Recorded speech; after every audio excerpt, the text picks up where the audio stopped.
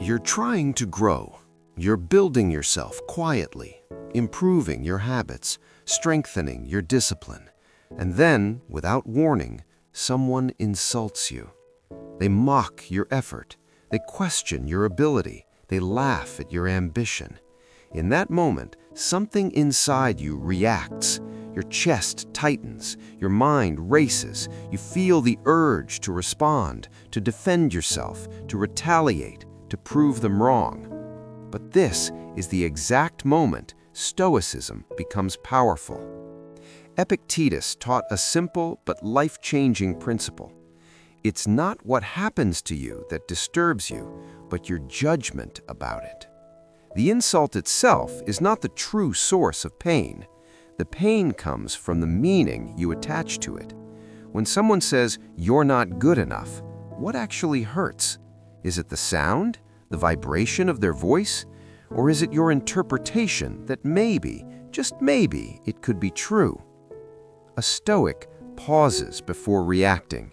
Instead of asking, "How dare they?" he asks, "Is there truth in this?" If the criticism is true, then it is not an insult, it is feedback. And feedback is valuable. It reveals weakness. It shows where improvement is needed. In this way, your enemy becomes your teacher. Seneca wrote, "No man was ever wise by chance. Wisdom comes from correction, from refinement, from discomfort." If someone exposes a flaw in you, they have done you a strange kind of favor. But what if the insult is false? Then it is merely ignorance, and ignorance is not your burden to carry. Imagine someone calling you something completely untrue, perhaps accusing you of being a professional musician when you've never touched an instrument. Would you feel offended? Probably not. Why? Because you know it's absurd. The same logic applies to every false insult. It only stings when you secretly doubt yourself. This is why Stoicism focuses on inner clarity. When you know who you are, insults lose their grip. Marcus Aurelius reminded himself, "Choose not to be harmed, and you won't be harmed." Notice the wording, choose. Between the insult and your reaction, there is a space. In that space lies your power. Most people react instantly. The Stoic responds deliberately. Being insulted is direct, it's loud, it's obvious. But being underestimated is quieter, subtle, almost invisible. People don't attack you, they simply don't believe in you. They doubt your ability, they assume you're not capable, they overlook your potential. And strangely, this can hurt even more than an insult. Because when someone underestimates you, it feels like erasure. As if your effort, your intelligence, your ambition, none of it is seen. The natural reaction is to prove them wrong, to chase recognition, to demand acknowledgement. But Stoicism teaches something deeper. Marcus Aurelius wrote in Meditations, "Ambition means tying your well-being to what other people say or do." Think about that. If your peace depends on other people recognizing your value, then your peace is not yours, it belongs to them. And that is a fragile way to live. The Stoics believed that your worth comes from virtue, not validation, from your character, not applause. When someone underestimates you, ask yourself, does their opinion change my ability? Does their doubt reduce my discipline? Does their disbelief alter my potential? Of course not. Their judgment exists only in their mind. Epictetus divided life into two categories, what is within your control and what is not. Other people's opinions fall completely outside your control. To obsess over them is to surrender your energy to something you cannot command. And energy is precious. Imagine spending years trying to prove yourself to people who already decided who you are. That is emotional slavery. Instead, Stoicism invites you to build quietly. Seneca advised, associate with people who are likely to improve you.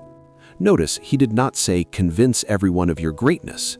He emphasized improvement, not impression. Being underestimated can actually be an advantage. When expectations are low, pressure is low.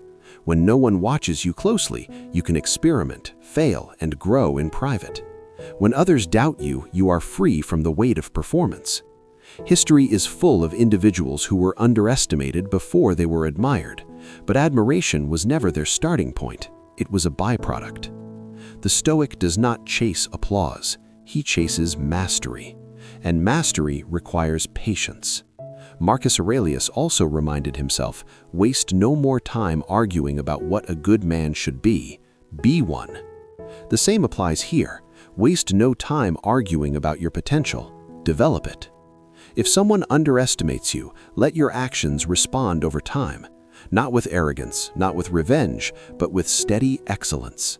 There is quiet power in this approach, because when you detach from the need to be recognized, you become unstoppable.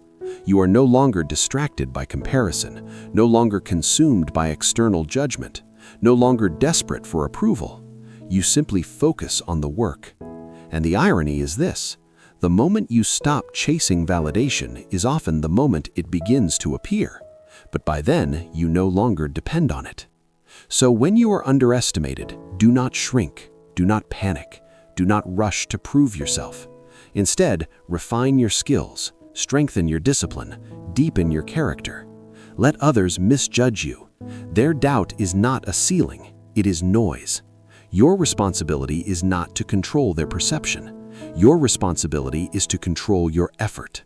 And when your identity is rooted in virtue rather than recognition, you gain something far more powerful than praise: self-respect.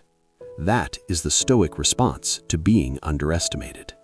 Being insulted is loud. Being underestimated is frustrating. But being ignored, that is quiet. And sometimes it hurts the most. No acknowledgement, no appreciation, no reaction. You put in effort and no one comments. You show up and no one seems to notice. You try to connect and you're met with silence. As human beings, we naturally want to be seen. We want to feel that we matter. So when we're ignored, the mind can quickly turn against us. Maybe I'm not important. Maybe I don't belong. Maybe I'm not enough. This is exactly where Stoicism steps in. Epictetus taught that some things are within our control and some are not. Other people's attention is not within your control. Their recognition, their response, their approval, none of that belongs to you. But your character does. Marcus Aurelius reminded himself that fame and praise are fleeting. Even the greatest names in history fade with time. If attention itself is temporary, why build your peace on something so unstable? Being ignored does not reduce your worth. It only feels painful when you attach your value to visibility. The Stoics believed that virtue is enough. If you are acting with discipline, integrity, and courage, then you are succeeding, even if no one applauds. Ask yourself, would you still do the right thing if no one saw you? Would you still work hard if no one praised you? If the answer is yes, then you are free. Seneca warned about becoming dependent on the crowd. Public opinion changes quickly. Today they cheer, tomorrow they forget. If you depend on attention, your emotional state will constantly rise and fall. But if you root your identity in virtue, you remain steady. There is also hidden strength in being ignored. When no one is watching, you can grow without pressure, improve without comparison, build without distraction. The sun does not shine to be noticed. It shines because it is its nature. In the same way, you do not act with integrity for attention. You act with integrity because that is who you choose to be. So when you are ignored, stay calm, stay focused, stay committed to your principles. Your value does not increase with applause, and it does not decrease with silence. Whether the world notices you or not, you continue. And that quiet consistency is power.